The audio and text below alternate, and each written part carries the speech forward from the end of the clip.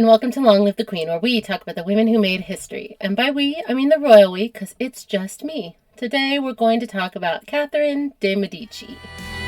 One day we will be remembered. King is dead, long live the king. 10-year-old King Charles IX. And Catherine wrote to her daughter Elizabeth, the one who was the Queen of Spain. Remember back in the day when she got married to the King of Spain? When she was 13, she wrote to her daughter, "My principal aim is to have the honor of God before my eyes in all things, and to preserve my authority, not for myself, but for the conservation of this kingdom and for the good of all your brothers." So she was like, look, God wants me in charge because I have to save this for my sons. Sure. At the new king's royal consecration, he cried because he was just 10 and he probably needed a sneaky snack. It was recess time or something. I mean, he's 10 and they're like, you're king and your brother just died. And it was probably a long day. Yeah, he's only 10. Catherine stayed very close to him. And I mean very, very close to him. She shared her bedroom with him. She was like, we'll just share these chambers. She still do that. Yeah, she was not going to risk losing any kind of power over this son like she had with the Guises and her older son.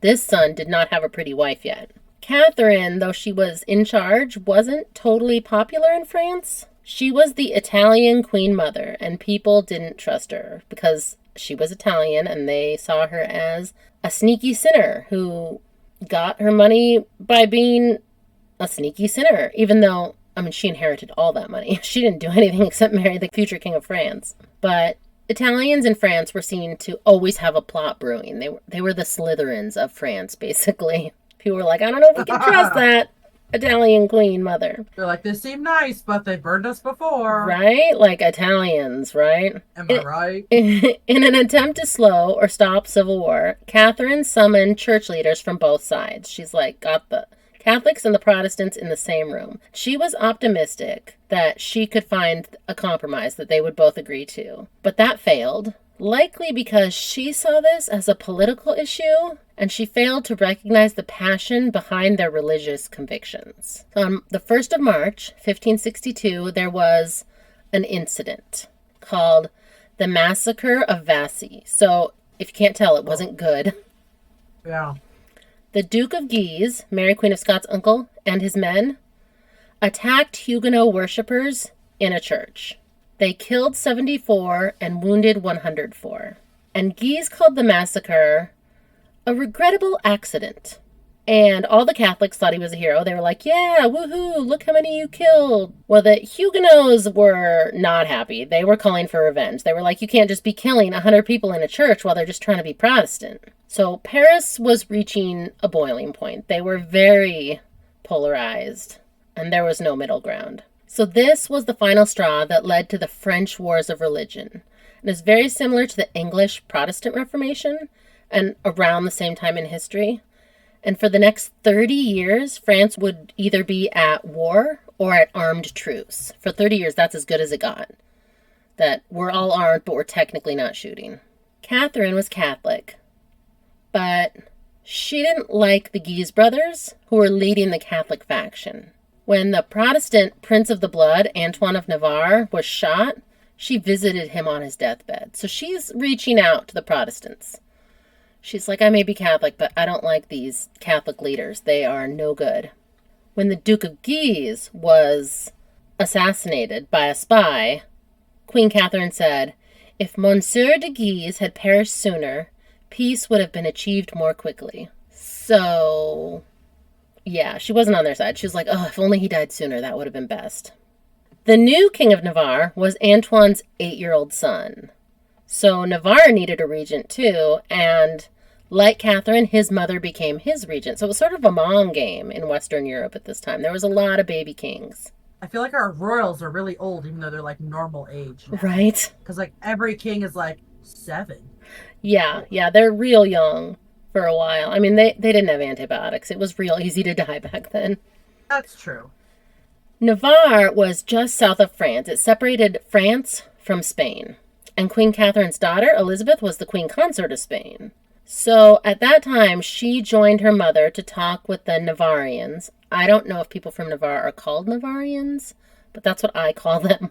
And I think they were just trying to remind the royal family of Navarre that they were surrounded by Valois Medicis. Like, they had France to the north of them, they had Spain to the south of them. Valois Never forget Medicis. you're encircled. Yes.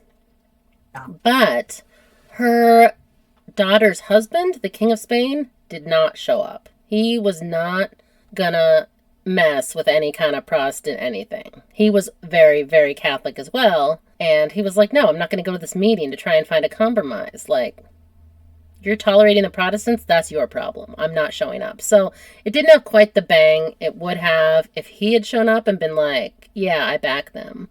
But it was a lady party. All the ladies were getting together to chit-chat. And he mostly just hated that his mother-in-law didn't want to just kill the Protestants like he did. He was more of a burn them all kind of king. He reportedly called his mother-in-law the biggest liar in all of Christendom. Oh. And he wasn't totally wrong. I mean, Catherine would lie when she needed to. She was clever and cunning. I mean, she was a little bit of a Slytherin. They do call her the Serpent Queen. But still, like, why you gotta call your mom out like that?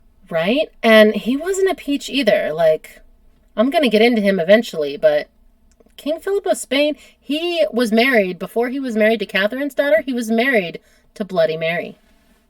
Oh. So that's a whole story for another time.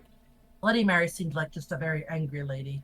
She was just real Catholic. And, I mean, she was the daughter of King Henry VIII, so some mental illness may have run in that family as well. His other daughter was Queen Elizabeth I, and she went through a whole phase where she just burned Ireland to the ground. So the Tudors had their moments where they had a temper. The crazy tree had some short branches. Yeah. So Catherine's son-in-law was on the side of the Guises, who are her enemies. Even though they're all Catholic, she can't stand them.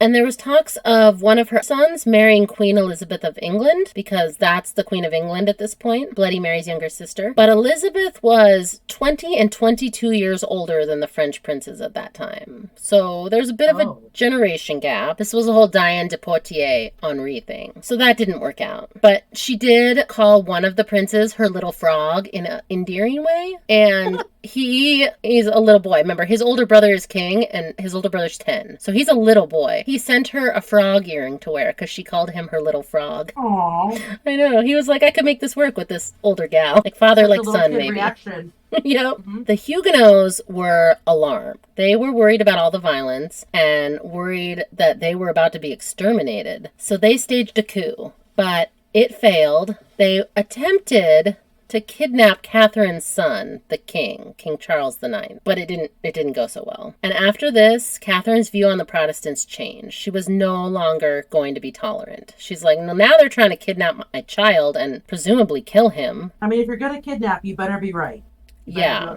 Do it right the first time. Yeah, don't mess that up, especially if you're kidnapping the king. Right? So she abandoned her compromise policy. She was like, nope, now we're just repression. That's what we're doing. We're going to repress them till they can't even fight back. And people don't tend to respond well to that. Catherine, again, had a mom summit with the Queen Regent of Navarre, because they're both like moms ruling for their little baby king sons. The Queen Regent of Navarre wrote to Catherine, "We have come to the determination to die, all of us, rather than abandon our God and our religion." And Catherine responded by calling her the most shameless woman in the world. Oh. Seems a bit extra, but the Protestants were like, no, we're staying Protestant. You can't make us be Catholic. We're not going to do it. We're in our own country. I mean, I get it. I wouldn't just convert religions. Exactly. Catherine's oldest daughter, the Queen Consort of Spain, then died in childbirth. And Catherine floated the idea of sending her daughter Margot to replace her. How awkward is that? We were talking about arranged marriages earlier. That's like, if I die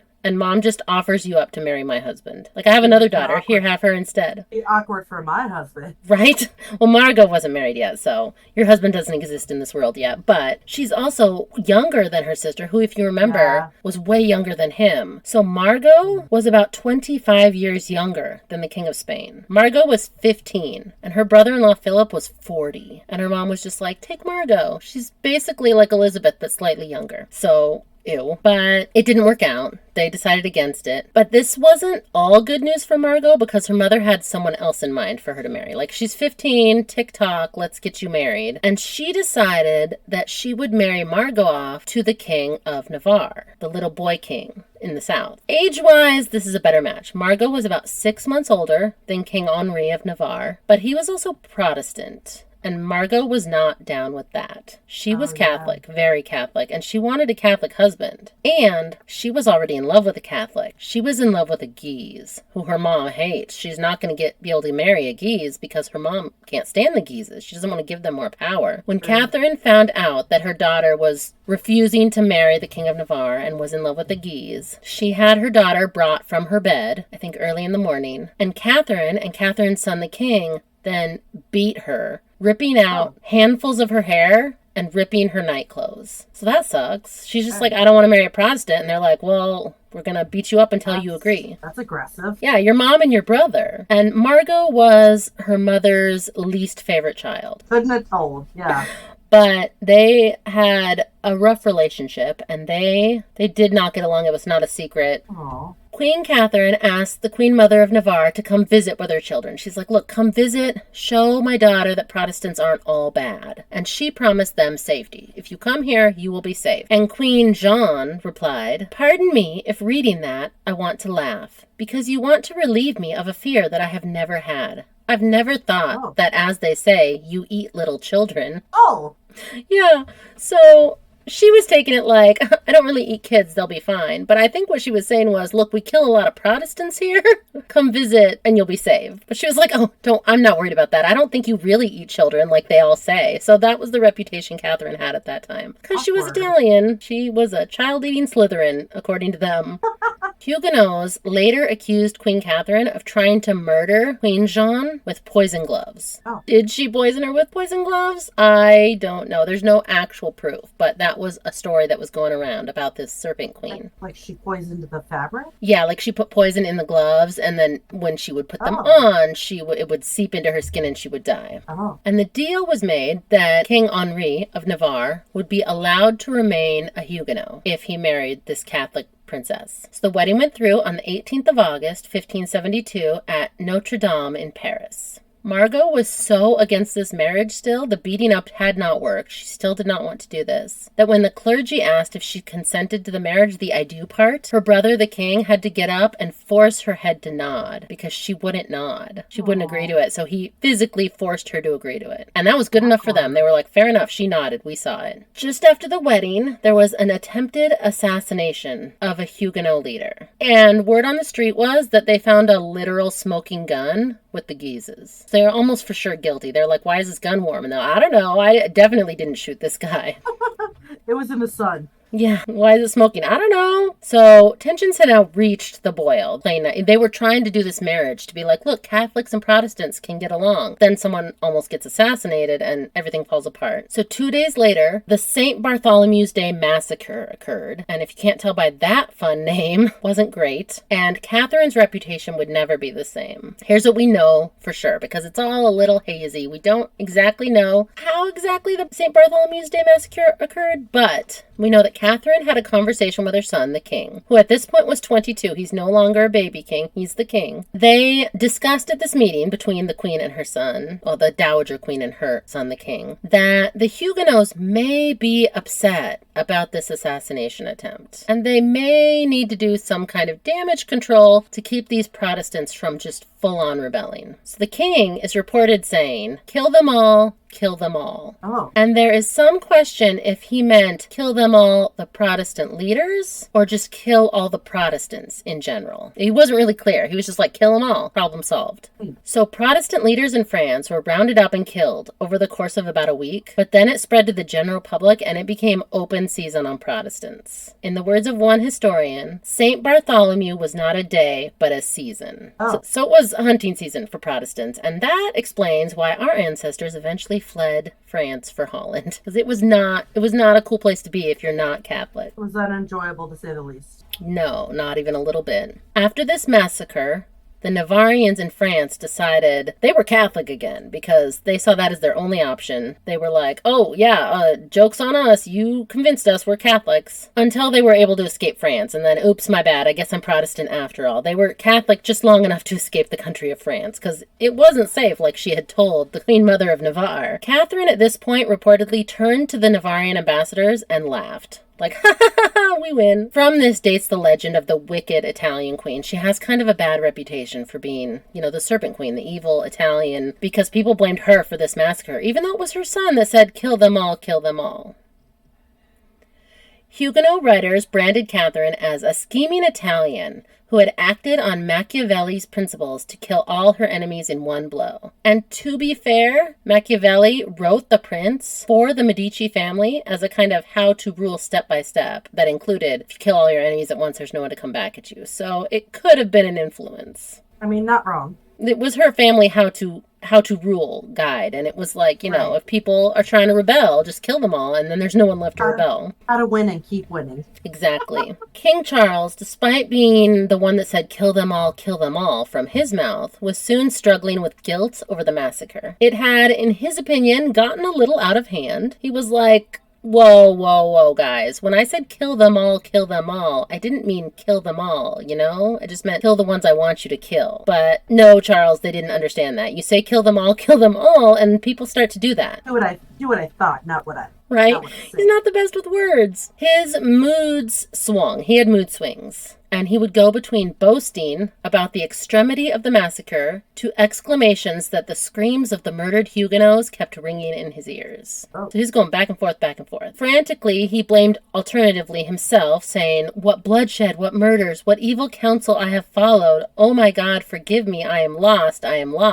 To blaming his mother, saying, who but you is the cause of all of this? God's blood, you are the cause of it all. And Catherine, his mother, responded by declaring that she had a lunatic for a son. So if you didn't get from Margot's story, she wasn't the most supportive mother. She was just like, oh, okay, well now you're just crazy. Stop being crazy. But to be fair, he was going back and forth. And he was the one that said kill them all. And then, oh my gosh, why did my mom kill them all? Right, So he's not she being super clear. sort of had a point. When things weren't going well, she was less supportive to her children. But given her upbringing and her lack of access to therapy, she probably didn't have the tools to be a supportive mother. She didn't have parents, so she didn't really know what to do. Her only example of parents was her father-in-law, who had traded his kids to be his hostage. So her son was giving off Mad King Ares vibes. Kill them all.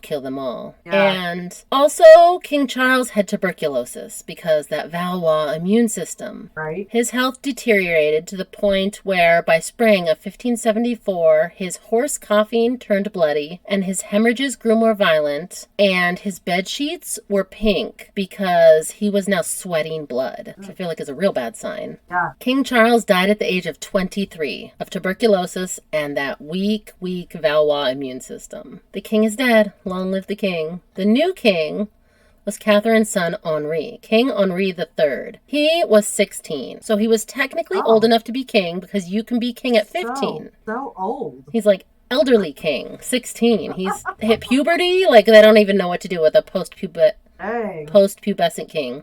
And he was also the newly elected king of Poland. Did you know you could be elected king? Oh. Poland had a whole system where they would invite someone to be their king, and then if all the rich people would agree, that was their new king. I mean, is it really a king if you elect them? They called it a king. That was the title. Like a prime minister or something?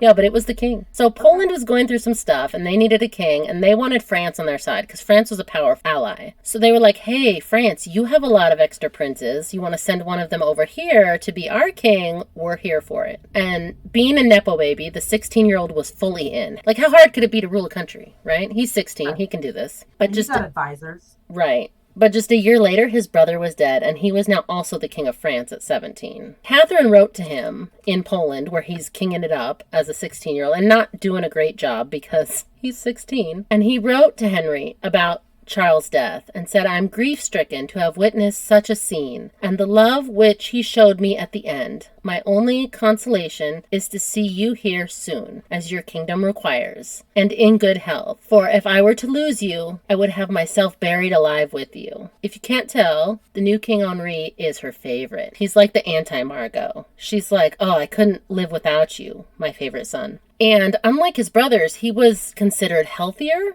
though he did reportedly suffer from weak lungs and constant fatigue. So healthier is relative. He was just the healthy of the brothers. So young King Henri, King of Poland, stole some of Poland's royal jewels and booked it back to France. He was like, I got a better country, I'm out. And he took some of the royal jewels with him. For the money, bye. Eventually, Poland had just to declare that their throne was abandoned and start over. And so after stealing the crown jewels of Poland, Henri was back in France and he was kind of not into being king.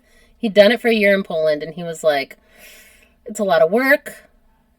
How about you just take care of it, Mom? You can just be king for me. I'll be here, but I don't want to deal with any of this paperwork. And his mother, Catherine, reportedly said to him, you are the best king a mother could have. Which is sweet until you remember that he was her third son to be king. So, not so low-key. She's like, you're my favorite. You're the best king a mother could have. You're my favorite for now. Yep. But remember, the only son she has left after this one is Hercule. So she's running out of kings. So Queen Catherine's youngest son was named Hercule, or in English, Hercules. But he didn't dig that name because he was a little guy and he felt like it was just not his name. He didn't feel it. So he changed his name to Francois. So it gets confusing because now there's just Francois everywhere. I would have switched to Francois. Yeah. He's like, look, we need more Francois. The Francois keep dying. Who needs an Hercule? Right. And he decided to exploit the drama with the Civil War. He was in his rebellious phase, and he decided to rebel with the Protestants. He joined the French Huguenots. And Catherine tried everything to get her youngest son back into the fold, even agreeing to all the Protestant demands. Oh. But Francois, formerly known as Hercule, had that Valois immune system, and he contracted tuberculosis. And he died at the age of 29. So Catherine, who had started with a lot of sons, 5 if you count the one that died really young, she was now down to just 1. Her only remaining son was King Henri III, and he didn't have children, and it was starting to go around that either he wasn't capable of it, or he was just far too Catholic to participate in the act. Oh. And if this happened, the Valois line would falter with legitimate male heirs. The new heir to the throne was the King of Navarre, the Prince of the Blood, the head Prince of Blood, first Prince of the Blood. Mm-hmm. And remember when Queen Catherine forced her daughter to marry that very same Protestant? Mm-hmm. They were next in line for the throne. So her least favorite daughter, Margot, might be the next Queen of France if this son doesn't get on it and have a baby. You better start being nice to Margot. Right? And Margot kind of thought the same thing. Like, you better start being nice to me because she hated Navarre. She hated it. And she came back to French court, which I can't even imagine that is your happy place. Like that place where your mother and your brother beat you and forced you to marry this guy. Right. Like, you'd still rather be there than Navarre. She hated Navarre. You're like, memories. Right? Good times, good times. And when she was back at court, her mother was overheard yelling at her for taking lovers. She was apparently quite sexually active when she was back in France. And there was a lot of sexy Catholics there, and she was into it. Catherine told her son Henri that something had to be done with his sister. Like, we have to deal with Margot. She's sleeping around. This is not cool. Margot can't be acting like this. So her brother had her arrested and her lover killed. Oh. Catherine wrote Margot out of her will and never saw her again. So let's just arrest her because, she's a problem. Catherine didn't have control over this son like she had with her other sons. You remember all those mama's boys? This one, she didn't really have that as much. So Catherine decided that the best thing she could do was go on an apology tour. She traveled around France. At this point, she's in her late 50s. She traveled around France enforcing the law, but also trying to slow down the ongoing religious wars because they're still going. So at the age of 59, she went on an 18-month journey around the south of France. She was wise in her old age. She was. By the time she had come back, she had earned the respect of the French people. But the Catholics were more angry at her because she had been so tolerant of the Protestant Huguenots while she was away. King Henri had a smaller army than the Catholics and a smaller army than the Huguenots. Most people were not fighting for France. They were fighting for Catholicism or Protestantism. And the king had all but lost control. He went into hiding to fast and pray and just hope things got better. He left his mother in Paris and was just like, let me know when you figure it out. I'm going to go pray. And he was surrounded by his bodyguard known as the 45. Oh. The 45 were noblemen of lesser nobility, lower nobles, with little more than a horse and a sword. Were there 45 of them? There was 45 of them. It'd be pretty fun if there were the 45, but there was like 52 of them. They had a few acres, a sword, and a horse, and there was 45 of them, and their job was for at least 15 of them to be on duty day or night. So they were split into 3 15-man squads who took 8-hour shifts to protect the king. He's like, I need 45 dudes because I need 15 every 8 hours to protect me. You'd be a good staffer. Right? So Catherine was left to sort out this mess in Paris without her son, the king, who arguably got her into a lot of this mess. She had just gone on her apology tour. She was working hard to try and make this work. In 1587, things got worse when Queen Elizabeth I of England executed Mary, Queen of Scots. So that's another story for another time. But Catherine's former daughter-in-law was now in England, and she just got executed by the Queen of England. And I talk about that a little bit in Queen Elizabeth's episode, and I will talk about it more when I get to Mary, Queen of Scots episode. So the Catholics of Europe were pretty mad. They were like, whoa, Mary, Queen of Scots, we loved her. She was that cute little girl that was our queen for a day and a half, and a Catholic, and now she's just dead because of that Protestant queen. It just fueled the fire. King Henri then hired Swiss troops to protect him and Paris. He had to hire Swiss troops to be the French army because all the French people were in their own armies for their religions. So he hired outside guys to protect Paris and him. The citizens of Paris put up barricades in the streets. As a group, they decided that they were Catholic and they would follow the orders of the Duke of Guise. The king had fully lost control of his country. No one was following him anymore. And Catherine, at this point, was in bed but with a lung infection. She was now 68 years old. Her son, the king, came to her and basically said, thanks for everything you've done for the realm. I've got it from here. And Catherine was laid off. Yikes. And there wasn't much she could do about it. She's in bed with a lung infection and no antibiotics. So King Henry, he didn't tell Catherine what his plan was, but just he had a solution. He was going to fix it. Don't worry about it. I'll let you know. On the 23rd of December, 1588, he invited the Duke of Guise over, the leader of the Catholic faction. And Guise was told, the king wants to talk to you in his bedchamber. So, go to his room and talk to him. So Guise is like, okay, I'll go do that. As soon as he entered the king's bedchamber, the 45 plunged their blades into his body, and he died at the foot of the king's bed. Immediately after the murder of the Duke of Guise, Henri entered Catherine's bedroom and announced, please forgive me. Monsieur de Guise is dead. He will not be spoken of again. I have had him killed. I have done to him what he was going to do to me. So that's when she found out what his plan was, after it was already done. And he was like, sorry, killed him. He was going to kill me. Oh. Less than a fortnight later, so 2 weeks, on the 5th of January, 1589, Catherine died at the age of 69. Probably from pleurisy, which is an inflammation of the membranes that surround the lungs, because she had that lung infection. 8 months later, her last surviving son, the king, was stabbed to death. So she didn't see him die, but he did die just a few months later, ending the Valois line after nearly 3 centuries in power. Now, if you remember, I don't know if you remember, but do you remember that vision that she supposedly had where Francois had rotated once? Oh, yeah. Charles had rotated 14 times, and then Henri's had rotated 15 times, and then it was a different person? That is how many years they each reigned. So it could just be a story they came up with after the fact, but 1 year, 14 years, 15 years, and then another guy, because remember, Hercule/Francois, he's already dead. So now the King of Navarre is the new King of France, and Margot, who's still in jail, is the new Queen of France. But if they didn't make it up, that's really cool. It's cool if it happened. I hope she had a magic mirror. So France was involved in the 30 Years' War between the Catholics and the Protestants at this point. And some of the French Protestants fled France because it was real dangerous. Even though their new king is now a Protestant, they fled to the Netherlands, and a few centuries down the family tree, we were born. So that's kind of our partial family history. And that is where I'll leave it for now. What did you think of Catherine de' Medici? I liked it. That's a plot twist. You asked for one with drama, and I thought nothing I is more know. drama than Catherine de Medici. I mean, you weren't wrong. I was like, oh, She starts as this no, you poor did little not. orphan, walled in, Almost got dropped naked over a fence. right? She had a life. Thank you so much for doing this episode with me. Yeah. That it was super fun. Will be remembered.